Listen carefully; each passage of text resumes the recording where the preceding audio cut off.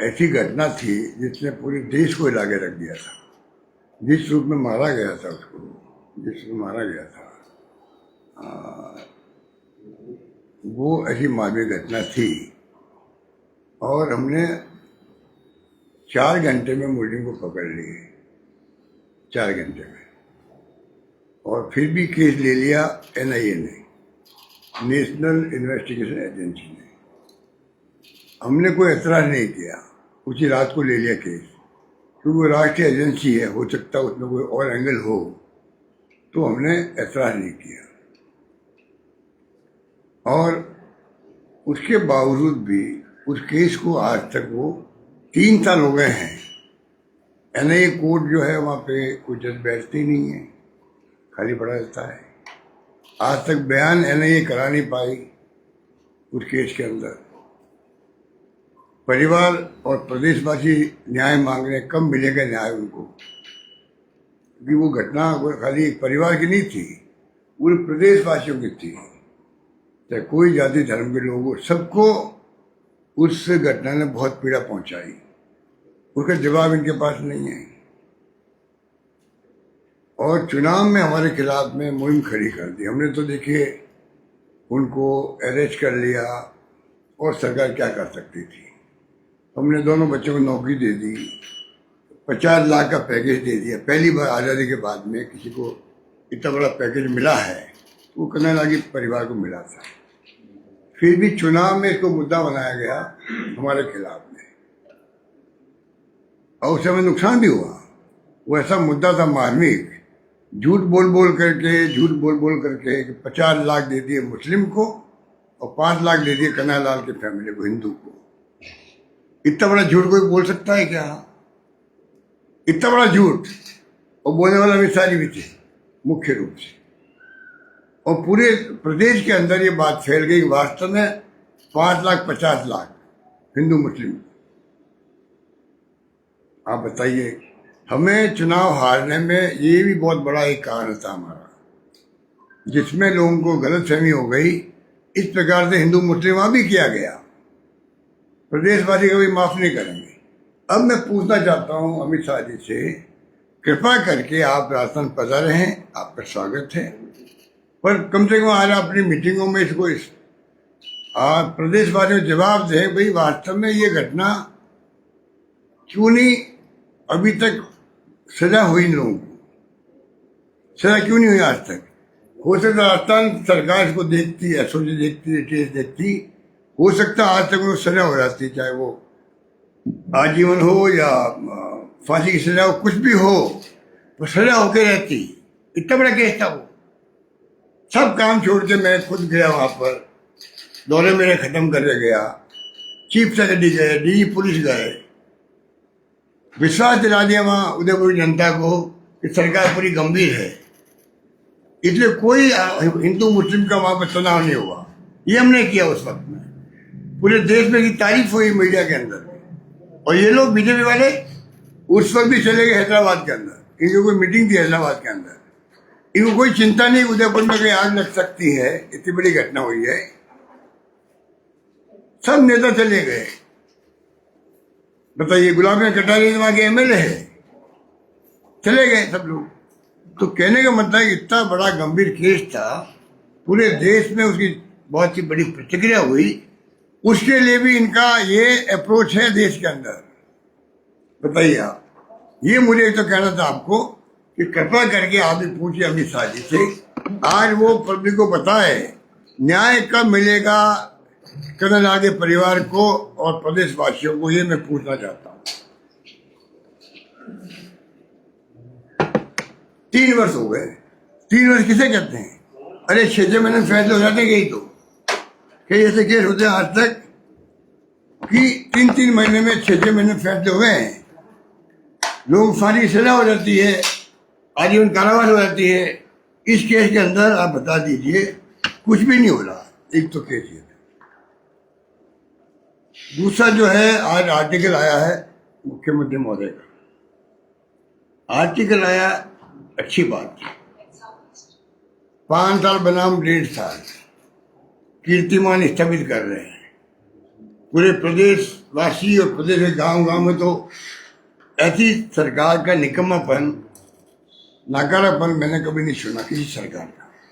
सरकारें बीजेपी की भी रही है, सरकारें राजस्थान में कांग्रेस की भी बनी है, बीजेपी की भी रही है। इतना निकम्मा नाकारापन मैंने कभी देखा नहीं, और इतने कम समय के अंदर। आप बताइए 3 साल बाद में सरकार के बारे में लोग प्रतिक्रिया देते हैं, काम नहीं हो रहे हमारे, करप्शन बहुत है, सुनवाई नहीं हो रही है, किसके पास जाएं, सब बातें बोलते हैं लोग 3 साल के बाद में। यही सरकार ऐसी है, 6 महीने भी लोगों समझ पड़ गया, पूत का पग पालने में होते ना, वो कावड़ चरितार्थ हुई है तो राजस्थान में हुई है। पर ये क्या हो गया, हमने ये क्या कर दिया? चुनाव तो सरकार चली गई पहले वाली कांग्रेस की, तो नई सरकार में ये क्या हो रहा, किसके पास जाए? वो सरकार के मुखिया का दावा करे तो मैं बार बार कहता हूँ ये उनका बहुत बड़ा एक प्रकार से साहस है, हिम्मत है कि वो ये मुकाबला कर रहे हैं। और आज ही जिस अखबार में आर्टिकल लिखा गया, कम से कम सीएमओ को चाहिए था, डीपीआई को चाहिए था, मैंने ही कर दिया। आज तो उनके खिलाफ न्यूज नहीं आती। आज भास्कर के अंदर आर्टिकल भी आ रहा है और मुख्यमंत्री के दावे को खोखला साबित कर रहे हैं। वो ऐसी ऐसी घटनाएं आज आई है उसके अंदर, कानून व्यवस्था की हो या अन्य घटनाएं हो, तो आज तो मैनेज करना चाहिए था। कम से कम मैनेजमेंट भी नहीं किया। आर्टिकल की खुद ही दर्जा उड़ गई उसके अंदर ही। पत्रिका में क्या आता है अलग बात है, और अखबार में क्या आता है वो तो लंबी छोटी बातें हैं, लगातार आ रही है। और आज तो मुझे बहुत दुख हो रहा है। मैंने अभी देखा वीडियो तो मैं आपके सामने नहीं दिखा सकता हूँ, इतना खतरनाक है वो। पर पता नहीं प्रदेश में हो क्या रहा है, प्रदेश में क्या हो रहा है भाई, ये चिंता में क्या होना चाहिए प्रदेशवासियों के लिए। ये दलित लड़का, दलित लड़के को पूरा नंगा करके किडनैप करके अलवर से बूंदी लिया गया, नैनवा में पूरा नंगा किया गया इसको। और वीडियो आप हम देख नहीं सकते। अगर वीडियो को देखें तो पता नहीं क्या दिमाग में उसके रिएक्शन पैदा हो। इतना खतरनाक वीडियो है ये। मैंने मेरी लाइफ के अंदर ऐसा वीडियो पहली बार देखा है जिसमें इस प्रकार से हिम्मत कर रहा है लोग कि किडनैप भी कर ले, पूरा नंगा करे पूरा, और उसका वीडियो बनाया है और घर वालों को भेज दे उसको। इतनी हिम्मत जिस प्रदेश में हो जाए, आप बताइए उस प्रदेश का क्या हाल होगा। चिंता लग गई है। पूरा नंगा करके पूरा वीडियो आ रहा है, वीडियो को देख नहीं सकता उसको। ये 1.5 साल बनाम 5 साल है। अब 1.5 साल में घटना होने लग गई है, तो 5 साल आते आते पता नहीं क्या होगा इस प्रदेश के अंदर। ये चिंता का विषय होना चाहिए प्रदेशवासियों के लिए।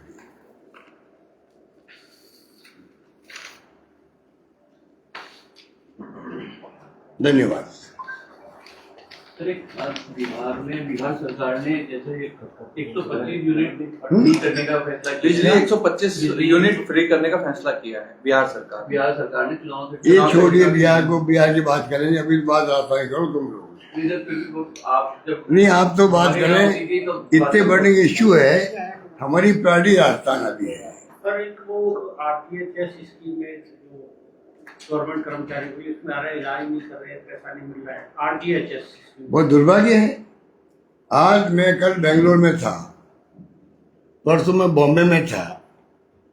जहाँ मैं जा रहा हूँ देश के अंदर, दिल्ली जाते हैं, दिल्ली में पूरे देश के लोग आते हैं, सब जगह चर्चा ये है कि राजस्थान सरकार ने जो स्कीमें बनाई थी अपने वक्त में, कांग्रेस सरकार ने, उसकी चर्चा पूरे देश के अंदर है।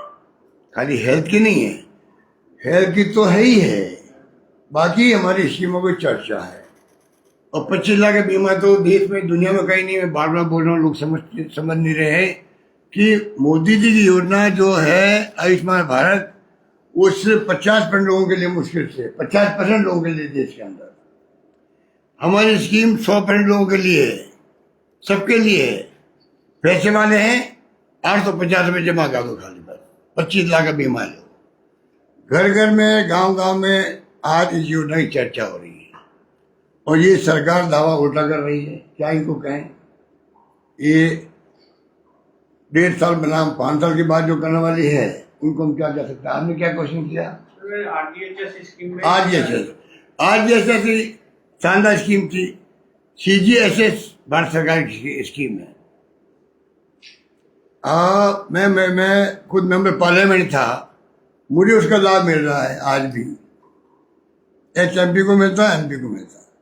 हमने उसी तर्ज पर एमएलए को, एक्स एमएलए को और सरकारी कर्मचारियों को भी, पत्रकारों को भी, सभी को हमने उससे जोड़ लिया आरजीएचएस से कि आप भी जो है सीजीएचएस की तरह कैशलेस इलाज करवा सकते हो। कैशलेस, उसकी खासियत कैशलेस है।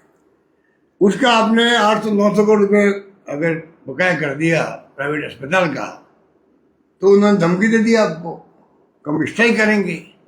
अब आपने लिपापोती करके उनको शांत किया, अच्छी बात है, मैं उसको अप्रिशिएट करता हूँ कि स्ट्राइक नहीं होने दी उन्होंने, अच्छी बात है। पर ये योजना ऐसी है जिसमें खर्चा एक्स्ट्रा होता है आदमी का, चाहे नौकरी करने वाला हो, चाहे आम नागरिक हो या पत्रकार हो। अचानक घर में बीमार कोई हो जाए, कोई 5,000, 25,000, 1 लाख, 2 लाख ऑपरेशन या जांच अगर वो MRI free, CT scan free, दवाएं फ्री, वो एक्स्ट्रा खर्चा होता है अपनी तनख्वाह से अलावा। अपने जो आमदनी होती है किसी व्यक्ति की, उससे अलावा इसको कहते हैं आउट ऑफ पॉकेट एक्सपेंडिचर।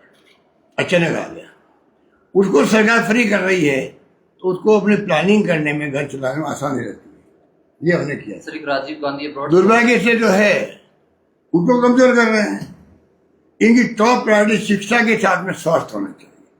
अगर किसी नागरिक का, परिवार का शिक्षित होगा, परिवार स्वास्थ्य अच्छा होगा, बाकी जो भी जिंदगी बितानी है उसको, वो अपना भी स्वतः ही समझदार बन जाएगा।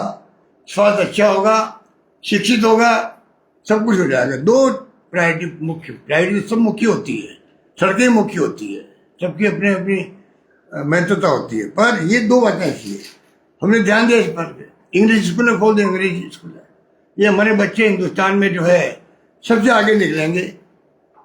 इंग्लिश बच्चे, गांव के गरीब, दलित, पिछड़े बच्चियां इंग्लिश बोलती है, हम जवान नहीं दे पाते हैं, हमारी इंग्लिश कमजोर है, वो हमसे आगे निकल गए बच्चे। घर होना चाहिए सरकार को, उसको बंद करने की योजना बनाई, अब पब्लिक दबाव में चुप हो गए। सर, एक Rajiv Gandhi abroad scholarship scheme थी आपकी, जिसके तहत कई बच्चों का विदेश में सिलेक्शन हुआ, विदेश में पढ़ने गए। उस स्कीम में पैसे और जो है उसका किस्तें सरकार ने देने में विलम्ब किया, जिसके कारण बच्चों को वहां पे फोटोज आए भीख मांगते हुए भोजन करना। अरे भैया, इनको समझाए कौन समझाए? 1.5 साल बनाम 5 साल है, ये तो इसका नाम है 1.5 साल बनाम 5 साल। सरकार बढ़ जाएगी अभी से ही। आप करो भीख मांग रहे विदेश के अंदर, वो जिनको हमने भेजा विदेश पढ़ने के लिए, अगर ये पैसा रिलीज नहीं कर रही है उनके लिए जो वादा किया हुआ था, तो भीख ही मांगेंगे, नौकरी करेंगे और क्या करेंगे? और उसकी संख्या कम कर दी उन्होंने, 500 से 200 मिल जाए मेरे ख्याल से। ये तमाम जो गवर्नेंस चल रही है अच्छी नहीं चल रही है। बार बार मैं आगाह कर रहा हूँ CM साहब को, वो पता नहीं बात तो अच्छी करते हैं, पर वो उनका या तो कंट्रोल नहीं रहा, ये कंट्रोल नहीं रहा दिखता। CMO भी, CMR भी। उदयपुर फाइल्स नाम की फिल्म भी बनी सर। स्मार्ट मीटर को लेके बड़ी चर्चाएं है कि बिजली मंत्री वो कह रहे हैं कि नहीं, ये तो गहलोत साहब की योजना है। ये मेरे ख्याल भारत सरकार की और पूरे देश की योजना है। ये रिफॉर्म्स में आता है ये, इसलिए इसको तो आपको पब्लिक को समझाना पड़ेगा इसके मायने क्या। नंबर 1। नंबर 2, ये जो परसेप्शन बन गया है कि बिल बहुत तेज चल रहे हैं या ज़्यादा बिल आ रहे हैं, वो सच्चाई बतानी चाहिए इनको कि भाई कहीं कोई मीटर में गड़बड़ तो नहीं है। गड़बड़ तो कहीं भी हो सकती है, वो इनको खुद को स्पष्टीकरण करना चाहिए। सर, उदयपुर फाइल्स को लेकर के सुप्रीम कोर्ट ने सख्त टिप्पणी की कि ये फिल्म अगर आएगी तो 2 वर्गों में खाई पैदा करेगी, तो इसे रोक दिया जाना चाहिए रिलीज करने से पहले। देखिए ना, तो मैंने फिल्म देखी है, नहीं अभी आई नहीं है, लेकिन सुप्रीम कोर्ट ने रोक लगाई कि इस तरीके की फिल्म नहीं आनी चाहिए। हाँ, तो सुप्रीम कोर्ट ने सोच समझ के रोक लगाई। जो घटना हुई है उसके अंदर अगर मान लीजिए कोई उनके दिमाग में ऐसी बात आई है तो रोक लगाई है, तो सोच समझ के लगाई होगी। सर कल राधा मोहन दास जी ने ये बोला राजीव गांधी कंप्यूटर तो लेके आए थे लेकिन मनमोहन सिंह जी के रूप में एक रोबोट हमें दे गए। अब उसको वो तो कई कमेंट्स कर चुके हैं हमारे नेताओं के बारे में भी राजस्थान में। जब आते हैं तो वो मीडिया वगैरह छाए रहे हैं, वो सोच के आते दिल्ली से आज मुझे न्यूज़ कौन सी बनवानी है। कल मुझे मिल गए थे वो एयरपोर्ट पर, मैं आप लोगों से मिल रहा था तभी वो मेरे पास आ गए। अगर वो थोड़े रुक जाते अंदर मार दीजिए कोई बात नहीं, आ गए तो मैंने उनकी जगह खाली कर दी। भाई सत्ता पक्ष है, सम्मान करना चाहिए उनका। इस तरह से मनमोहन जी के लिए रोबोट, अब आप समझ सकते हो कि वो सोच के आते हैं बोलने के लिए, ये उचित नहीं है। मनमोहन सिंह जी के बारे में ये देश सुनना कभी नहीं चाहेगा। मनमोहन सिंह को पूरी दुनिया के मुल्कों में जो उनके बारे में जो ओपिनियन है, आप हम लोग कल्पना नहीं कर सकते। दुनिया के मुल्कों को उस वक्त आश्चर्य होता था जब कभी इनकी आलोचना होती थी तो लोग कहते हो क्या गया हिंदुस्तान को। जो दुनिया का मानव इकोनॉमिस्ट है उसके बारे में लोगों की अलग ओपिनियन दुनिया के अंदर, तो चाहे कुछ भी बोल दे तो वो अगर बोलेंगे तो आलोचना नहीं की होगी। सर सवाल और, तो आपने राइट टू हेल्थ एक्ट लागू किया था लेकिन अब वो लागू नहीं हो पाया, आपने तो पास कर दिया था विधानसभा से। अब ये राजस्थान इतिहास बनाया, हमारी सरकार ने इतिहास बनाए हैं राइट टू हेल्थ एक्ट करके। अपने चिरंजीवी को, RGSS को और जो दवाएं फ्री, टैक्स फ्री और हेल्थ का पूरा ध्यान रखो। कानूनी अधिकार दे दिया हमने आम जनता को, प्रदेशवासियों को। पूरे मुल्क में दुनिया में चर्चा इसकी हो रही है, इनको कौन समझा बताइए। गिग वर्कर्स एक्ट बनाया हमने साथ में, गिग वर्कर एक्ट बनाया तो गिग वर्कर बेचारा आप देखते हो जोमेटो जो भी है, सर्विस बॉय, डिलीवरी बॉय, इन सब के लिए, वो ठेला वाले के लिए भी है, रिक्शा वाले के लिए भी है। अब ये ऐसी क्लास है जो कब तकलीफ में आ जाए। कानून पास कर दिया तो आर्टिकल लिखा गया न्यूयॉर्क टाइम्स के पत्रकार ने कि राजस्थान सरकार पहली सरकार है जिसने कानून बनाया है और ऐसा कानून हर राज्य में बनना चाहिए देश के अंदर और दुनिया के मुल्कों में बनना चाहिए। इसका मतलब वहाँ दुनिया के मुल्कों में भी कोई दुख बेचारे का होगा तो होगा। ये इतना बड़ा क्रांतिकारी कानून हमने बनाया। राइट टू हेल्थ किसे कहते हैं, पहला राज्य राजस्थान बना है। अब अगर ये सरकार बंद कर रही है तो इनकी गवर्नेंस में ये अप्रोच यही होगी इनकी, और ये सब बातें इनको लेट उगेगी। सर अमित शाह का जो दौरा है आज का, क्या ये सहकारिता विभाग के कार्यक्रम के मद्देनजर ही आपको देखते हैं या इसका कोई राजनीतिक जो आप लगातार कह रहे हैं कि सरकार को उठापटक है उसको मद्देनजर, क्यों इससे पहले ओम बिरला, भूपेंद्र यादव ये CM के घर पे रात को मिलकर गए थे 2-3-4 दिन पहले, अब अमित शाह आए हैं, तो ये क्या राजनीतिक घटनाक्रम का कोई हिस्सा है? इनकी पार्टी का अंदरूनी मामला है। मैंने तो मुख्यमंत्री के साथ में मैंने तो जो है पब्लिक इंटरेस्ट के अंदर जो मुझे उचित लगा कि जो हम लोग विपक्ष में हैं, जो सुनते हैं, जो अफवाहें मीडिया में, अखबारों में आ रही थी, अभी भी आ रही है कि भाई 2-4 राज्यों में मुख्यमंत्री हटाए जाएंगे, ठीक है, तो मैंने भी उस ढंग से कॉमेंट कर दिया कि जो षड्यंत्र हो रहे हैं प्रदेश में या देश में, तो ये तो मेरा एक कैजुअल कमेंट था। अब मैं कोई षड्यंत्र में तो मैं देखा नहीं षड्यंत्रकारियों को, वो क्या षड्यंत्र कर रहे हैं, पर कम से कम सरकार आई है, 1.5 साल ही उसको आया है, 1.5 साल ही हुआ, और 1-1.5 साल में सरकार बदलती है तो वो राज्य के इंटरेस्ट में नहीं रहता है। इसलिए मैंने कहा आगाह कर देते सरकार, आगाह कर देते। सर लेकिन आपके कमेंट का बहुत फर्क पड़ता है। आपने RPSC चेयरमैन के लिए जो कमेंट किया था वे दिन ही उन्होंने RPSC चेयरमैन जो है नियुक्त कर दिया था, तो क्या है? अब कमेंट का फर्क पड़ता अच्छी बात है। अगर विपक्ष को वो सम्मान देंगे तो लोकतंत्र मजबूत होगा, ये मेरा मानना है। ये बात मैं मोदी जी के लिए भी कहता हूँ कि आप विपक्ष को दुश्मन नहीं समझें। आज का टाइम इतना खराब आ गया है कि केंद्र सरकार हो या राज्य सरकार हो, वो दुश्मन समझती है विपक्ष को। वो दुश्मन नहीं है, वो दुश्मन नहीं है। अगर आप इन्वॉल्व करके अगर आप फैसले करेंगे, आप अच्छी गवर्नेंस दे पाएंगे, ये मेरा मानना है। अगर आप इस प्रकार से सोचेंगे कि दुश्मन हमारे हैं, हर बात को आप काट करेंगे, मान सम्मान नहीं देंगे, तो उससे नुकसान उनको भी है। सर सीएमआर में आईपीएस के साथ तो धक्का मुक्की होने की खबरें इस तरह की चर्चाएं चल रही है। वो मैंने भी सुना है, काफी दिन से सुन रहा हूँ, कोई घटना हुई है तो अब क्या घटना हुई है मुझे आपको जानकारी है तो बता दीजिए। चर्चाएं चल रही है, क्या हुआ है? कोई मारपीट कह रहे हैं, धक्का मुक्की होने की कोई थप्पड़ लगा दी, कोई मारपीट हो गई, ये अफवाहें चल रही है। ऐसी अफवाहें सीएमओ के बारे में, सीएमआर के बारे में चलना, मैं समझता हूँ मैंने कभी सुना नहीं और मुझे इस पर यकीन भी नहीं होता, व्यक्तिगत में मुझे यकीन नहीं होता। पर अगर इतनी चर्चा चल पड़ी है तो या तो सच्चाई बताए सरकार, या भी सरकार को स्पष्टीकरण देना चाहिए पब्लिक को। इन लोगों का इकबाल खत्म हो जाता है कि अगर सीएमआर के अंदर, सीएम की मौजूदगी के अंदर अगर ऐसी कोई घटनाएं होती है और सीएमओ में या सीएमआर में पता ही नहीं क्या हुई कि नहीं हुई, पता ही नहीं, तो वो उचित नहीं है। तो उनको स्पष्टीकरण देना चाहिए पब्लिक को।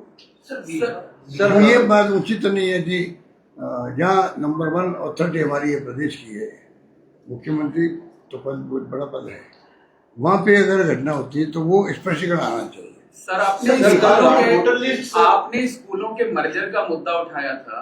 सरकार की तरफ से ये कहा जा रहा है कि पहली बार मर्जर नहीं हो रहा है, पिछली सरकार यानी जो आपकी सरकार थी उसमें भी स्कूलों का मर्जर किया गया। कोई बात नहीं, जो जस्टिफाई वो करो। सर कल अगर आप जस्टिफाई लगता है, हमें जस्टिफाई लगा होगा तो हमने कर दिया होगा, इनको जस्टिफाई नहीं लगता है, हमारी शिकायत यही हो सकती है कि भाई राजनीतिक तौर से आप कोई फैसला मत करो।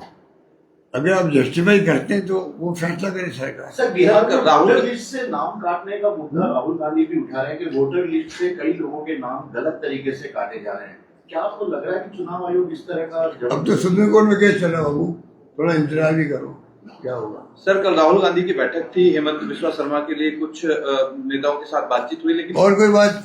Thank you. मैडम अभी जो बेंगलोर में मीटिंग हुई थी उसके बारे में थोड़ा सा बता दें। हाँ, उसमें मैं 2 मिनट बोल देता हूँ। ये जो है ओबीसी राहुल गांधी का जो मिशन है, सुनिए भैया, ये टेलीफोन बंद कर दो, टेलीफोन बंद करवा दो पीछे। ये मिशन बन गया राहुल गांधी का, ये मिशन बन गया है कि जातिगत जनगणना हो देश के अंदर। 1931 में हुई थी लास्ट, उसके बाद कभी हुई नहीं। तो वो ये कहते हैं कि एक बार मान लीजिए देश में 70 साल के बाद में भी जिस प्रकार से गरीब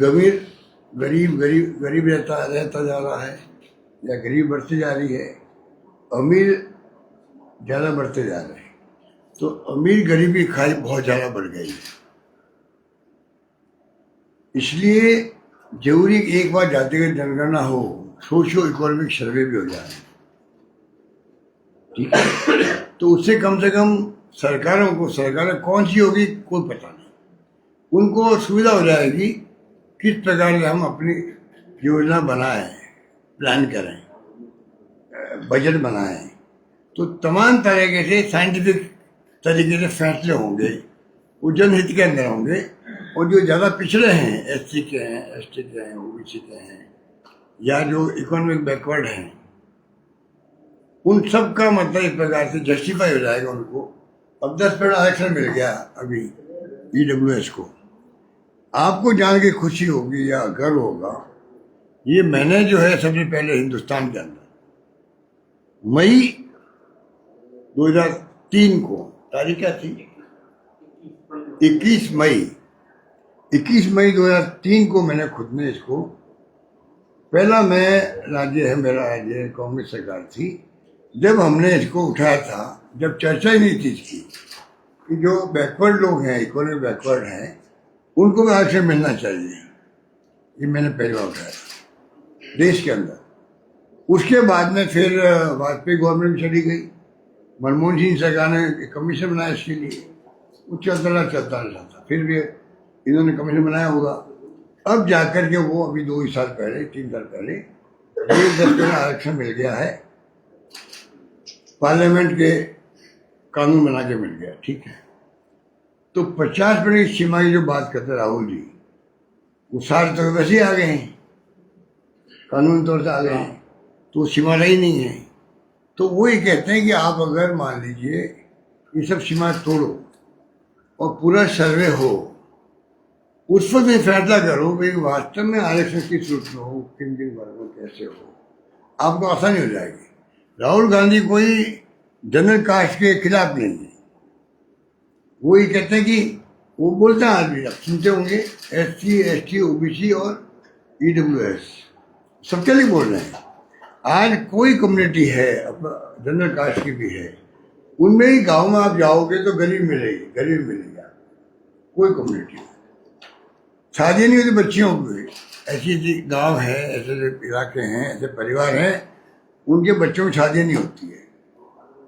मैं खुद देखता हूँ, कई जगह सुनता हूँ, बहुत दुख होता है भाई, इसलिए परिवार में गरीबी है, इसलिए बच्ची को शादी नहीं हो पा रही है, क्योंकि दहेज प्रथा भी आज भी है, कुछ तो कुरीति समाज में है।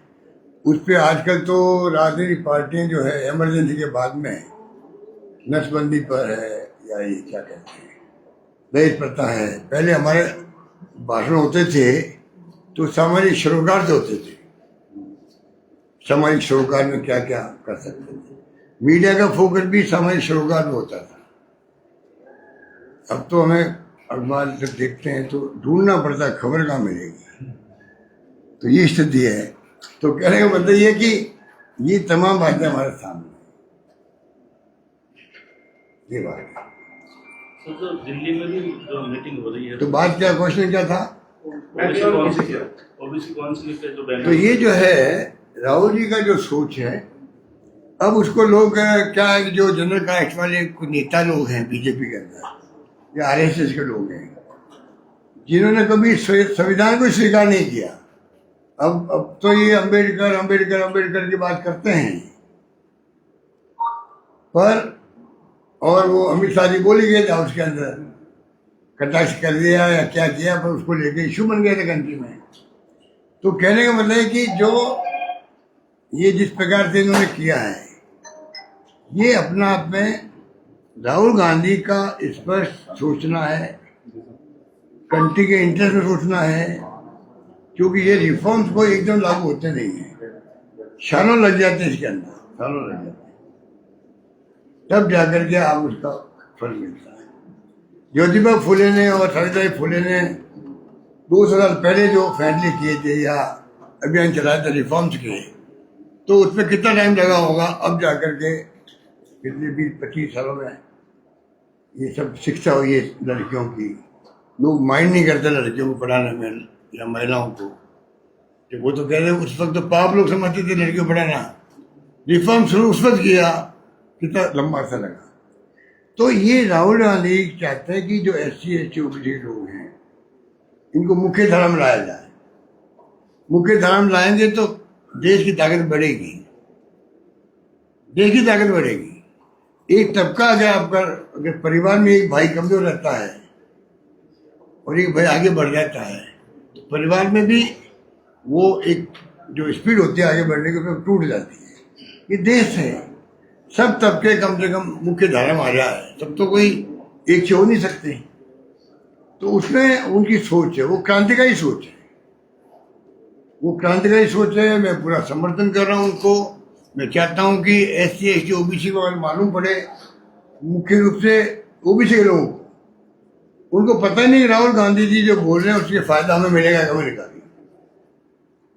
OBC के अधिकांश लोगों को, जिन्होंने बीजेपी ने गुमराह कर रखा उन लोगों को धर्म के नाम पर, उनके समझ में बाद में आएगी, क्योंकि इतना बड़ा मुद्दा राहुल गांधी उठा चुके हैं।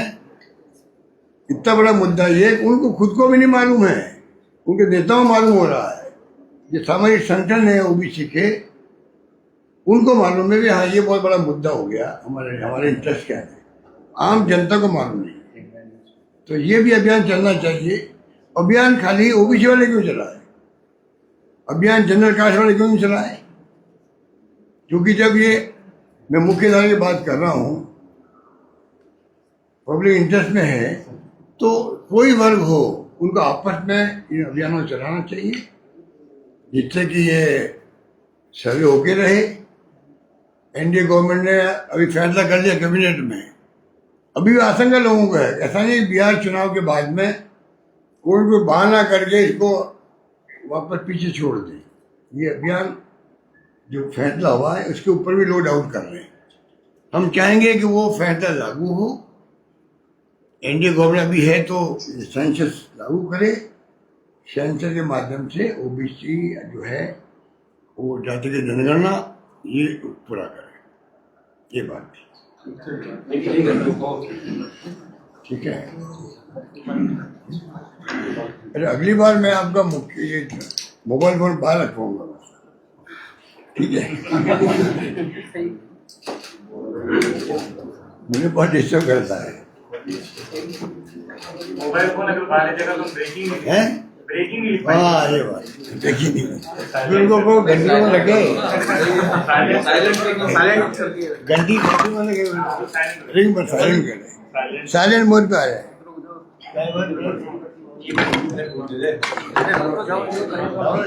हो गया सबका? चलो चाय पीते बार में आइए, गपशप करते हैं आप।